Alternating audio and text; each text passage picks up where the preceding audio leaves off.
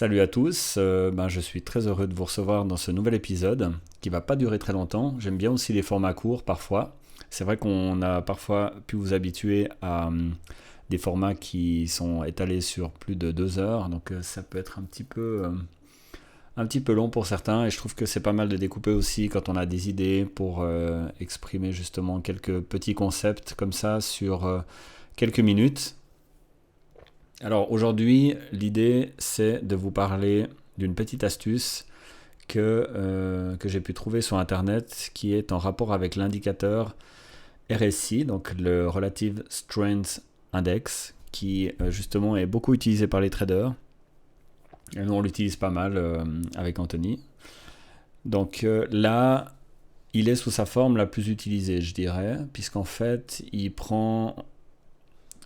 disons qu'il met en valeur ici des valeurs qui partent de 30 à 70. Donc ici, on a un champ d'intérêt, disons, qui est un petit peu souligné par l'indicateur. Donc ici, on est dans le site tradingview.com et on peut très facilement changer ces données. Ici, on lit sur le Bitcoin contre le Tether, l'USDT, sur une journée par bougie, donc on ne voit pas encore les bougies pour l'instant. Ce qui nous intéresse vraiment, c'est déjà l'indicateur lui-même.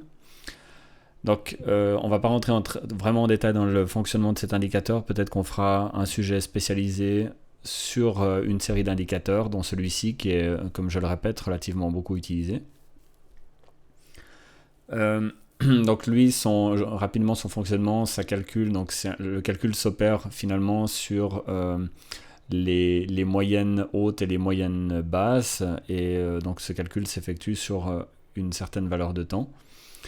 Et donc la plupart des logiciels qui font de l'affichage, comme on les appelle un peu les screeners et autres de graphiques, font ce calcul complètement automatiquement. Donc pour ça, c'est un énorme avantage pour nous.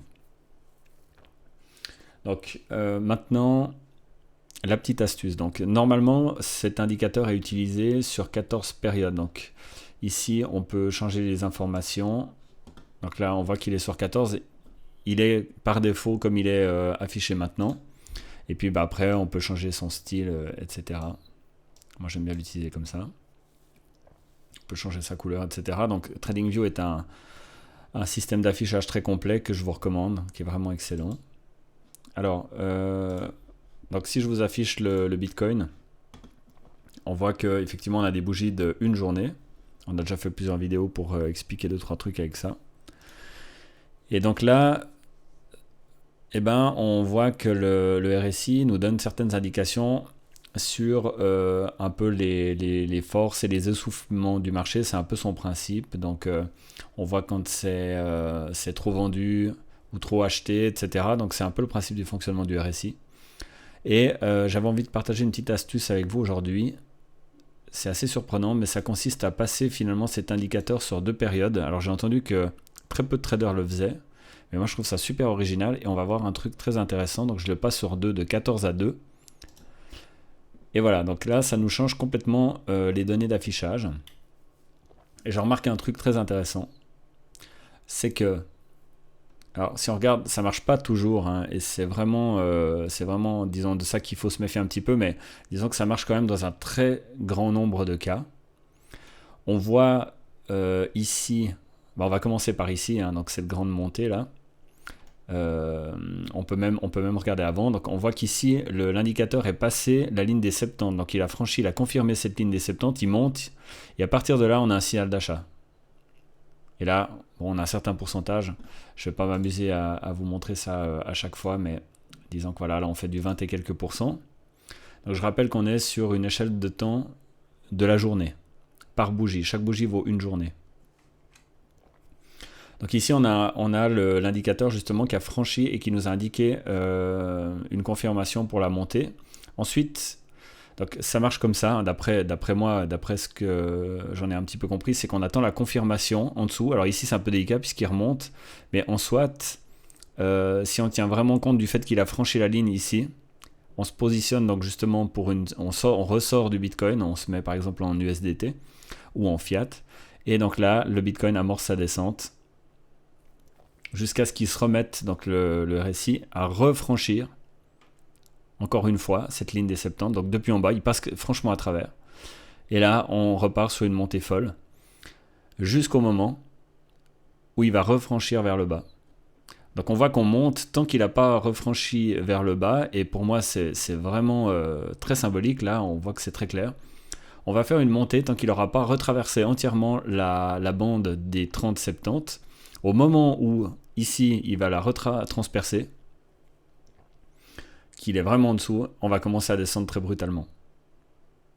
On retraverse et ça remonte. On retraverse et on redescend.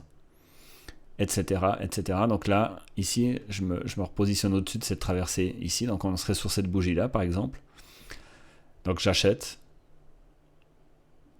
Et j'attends qu'il retraverse pour refaire ma vente. Donc là, je vais acheter mon BTC.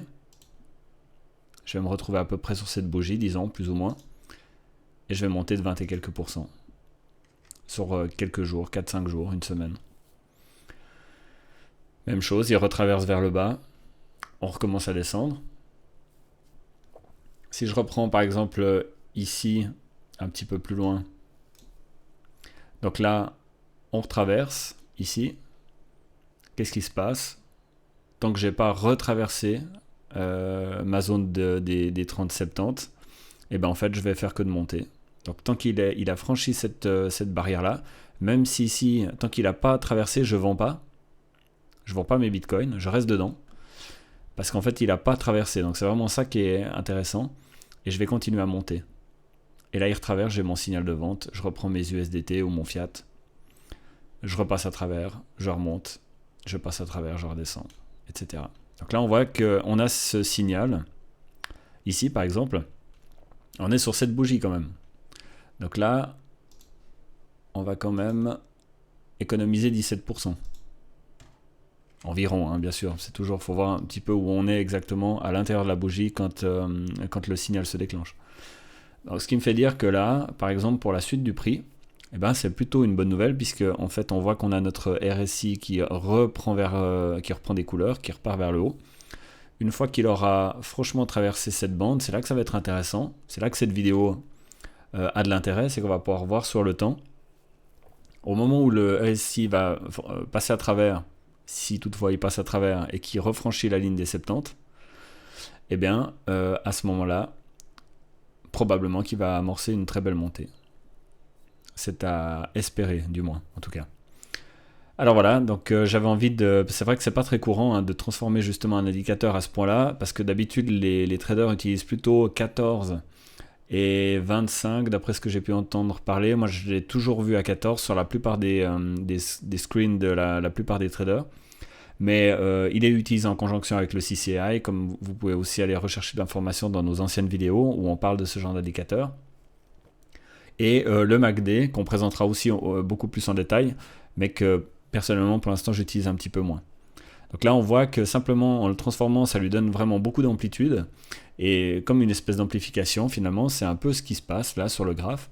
Et donc justement, ça le booste et on voit beaucoup plus clairement, on a des signaux qui sont vraiment rapides pour nous indiquer un achat ou une vente et faire quand même des pourcents qui sont des gains qui sont quand même assez substantiels. Mais encore une fois, ça dépend les montants qui sont mis en jeu dans votre portefeuille. Voilà.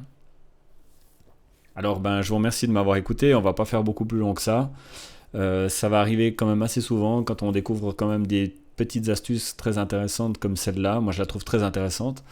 Vous pourrez marquer disons dans les commentaires ce que vous en pensez. Vous pourrez aussi la tester avec d'autres, avec des altcoins hein, justement, avec des monnaies qui sont peut-être beaucoup plus volatiles aussi, ça doit être encore nettement plus spectaculaire. Et disons qu'on va reproduire ce type de format vidéo relativement, je pense, souvent sur la chaîne. C'est vrai que c'est intéressant, on va mixer entre nos lives, nos vidéos un peu marrantes comme ça, et puis des sujets qui sont un petit peu plus ciblés comme ça, parce que là on est vraiment très ciblé sur une manière d'utiliser un indicateur. Alors j'espère que vous apprécierez cette manière de faire, et vous nous direz en cas contraire dans les commentaires si ça vous plaît, disons un autre type de format. Voilà. Alors je vous invite aussi à nous rejoindre sur Telegram, comme je le fais dans chaque vidéo. Là, commence à être vraiment beaucoup de monde. Il y a des milliers de posts par jour, je dirais, ouais, plusieurs milliers de posts par jour. Les gens sont très contents, je crois. En tout cas, des informations qu'ils échangent, on apprend beaucoup. Et puis, donc le lien de ce Telegram se trouve dans la description de la vidéo. Vous avez toute une série de liens dans celui de Telegram. Vous avez aussi celui d'Instagram, de Facebook, etc. et de notre site internet. Donc je vous invite à le faire, à vous abonner à la chaîne et à partager cette vidéo si vous l'avez trouvée instructive. Je vous remercie et je vous souhaite une très belle fin de week-end. À bientôt.